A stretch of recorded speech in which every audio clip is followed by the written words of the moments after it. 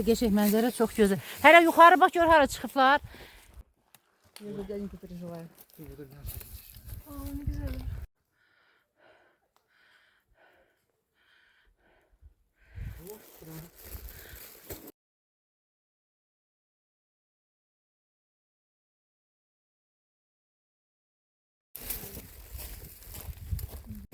Çox gözəl yerlərdir. Bir dənə də qəfil otu. Hə, odur da, çək otudur, qəfil otudur. Çək oturun neçə dənə növü var,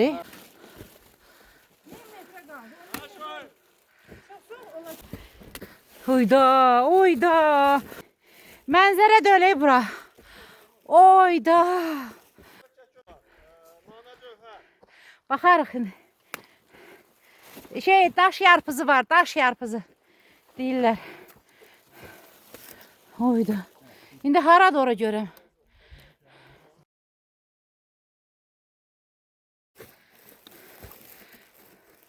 Qayadır. Bura əməlli qayadır.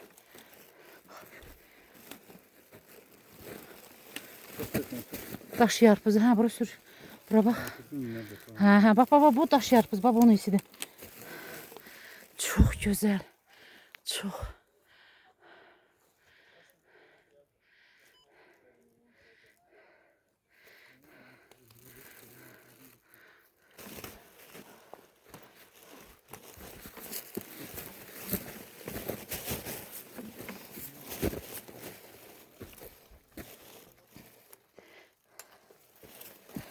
Oo, keçiyordu bir de ne buydu. Köşlü möhlü. Ne var bunu?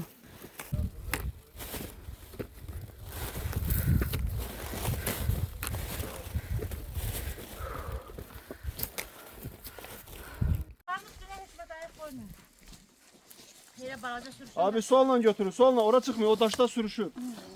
Ha, solla biraz böyle fırlanıp gel. Ora verin. Ay sol, ha.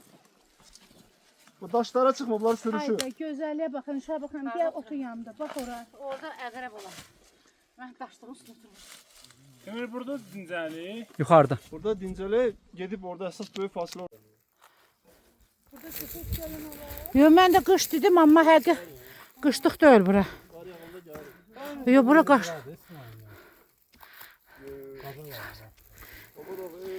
Baba dağı göstereceğim size. Hə, buradan gör. 2000'likten emelli başlı bir panorama açılır Baba dağı. Hə.